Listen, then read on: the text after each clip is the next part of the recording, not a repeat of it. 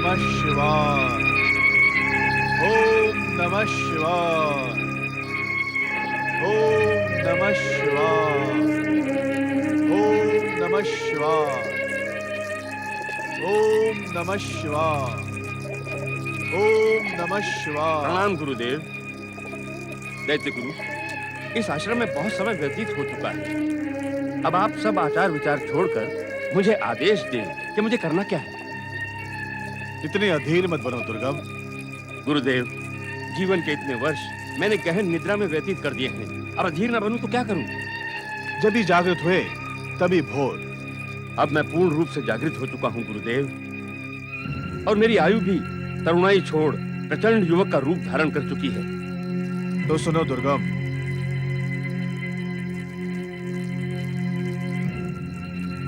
तुम अपनी शक्ति सृजन के लिए तपस्या प्रारंभ करो। तपस्या? ये क्या होती है दैत्य गुरु? संसार की समस्त शक्तियां महाशक्तियों से तपस्या के माध्यम से ही प्राप्त की जा सकती है। ये महाशक्ति क्या है गुरुदेव?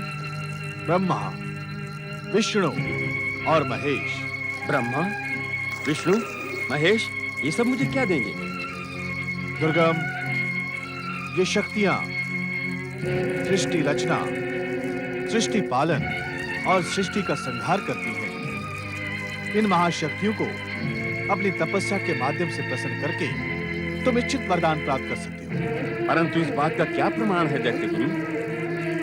तुम्हारे पूर्वज इस बात का प्रमाण है कि उन्होंने अखंड तप करके महाशक्तियों से अनेक सिद्धियां प्राप्त की, किंतु उनमें से कोई जीवित नहीं बचा। हाँ, ये सत्य है। क्यों? क्योंकि उन्होंने वरदान ही ऐसे मांगे कि उनका सर्वनाश संभव था। फिर मेरे भविष्य का क्या होगा दैत्य गुरु?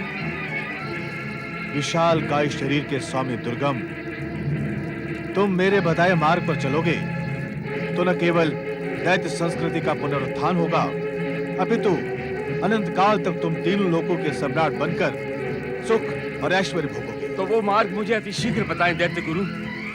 सुनो, तुम किसी एकांत पर्वतीय प्रदेश में जाकर ब्रह्मा जी की अखंड तपस्या तब तक करोगे जब तक ब्रह्मा जी स्वयं आकर तुम्हें वरदान देने के लिए विवश न हो। परंतु ब्रह्मा की ही क्यों? क्योंकि ब्रह्म वाक्य अटल है। दैत्य गुरु, यदि मेरी तपस्या से प्रसन्न होकर ब्रह्मा जी प्रकट हुए तो मैं उनसे क्या मांगूंगा? दुर्गम, तुम ब्रह्मा जी से मात्र 2 वरदान मांगोगे। पहला, वो चारों वेद तुम्हें प्रदान कर दे। दूसरा, ब्रह्मा, विष्णु और महेश अर्थात तीनों महाशक्तियों में से तुम्हारा कोई भी वध न कर सके। चारों वेद अर्थात मात्र ज्ञान की पुस्तकें, इन्हें पाकर मेरा क्या लाभ होगा? दैत्य गुरु, क्यों न मैं उनसे अमरता और अतुल बल का वरदान मांगूं? दुर्गम, तुम्हारे पूर्वज भी मेरे बताए हुए मार्ग पर चलने के स्थान पर मुझे ही परामर्श देने लगे, जिसके कारण वो मृत्यु को प्राप्त हुए। किंतु दैत्य गुरु, दुर्गम, मेरे बताए मार्ग पर संदेह मत करो। तुम्हारा परिचय अभी वेद शक्ति से नहीं है। वेद मात्र ग्रंथ और पुस्तक नहीं है। तो क्या है दैत्य गुरु? वेद नियति और प्रकृति के गूढ़तम रहस्यमयी शक्तियों के केंद्र हैं। देवगण वेदों के श्लोकों द्वारा दी जाने वाली आहुतियों से शक्ति प्राप्त करते हैं। अच्छा दैत्य गुरु। हाँ दुर्गम, जब वेदों के स्वामी तुम बन जाओगे तो समस्त आहुतियां तुम्हें शक्ति प्रदान करेंगी। वेद शक्ति के कारण समस्त ग्रह नक्षत्र तुम्हारे अधीन हो जाएंगे। अच्छा दैत्य गुरु। हाँ दुर्गम, तुम्हारी इच्छा से समस्त ब्रह्मांड को क्रियाशील बनाए रखने वाला ज्ञान का प्रकाश अज्ञान के अंधकार में परिवर्तित हो जाएगा।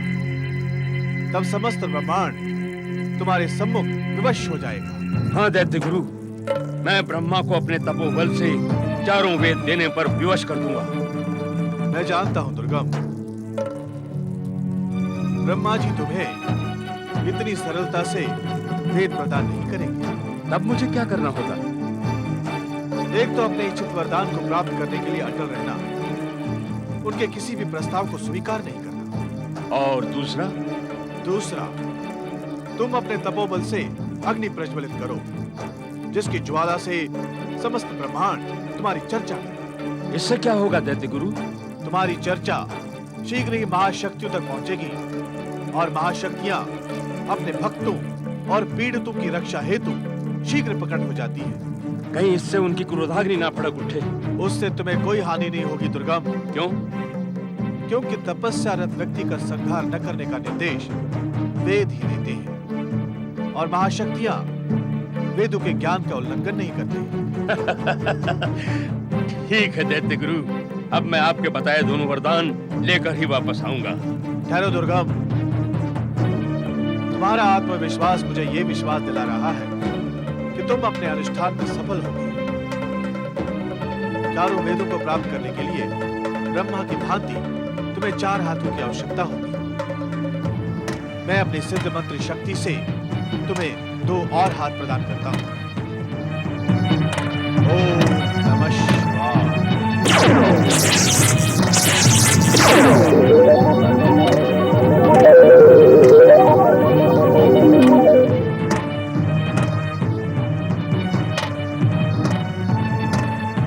दैत्य गुरु शुक्राचार्य की जय, दैत्य माता दिति की जय, दैत्य जाति की जय।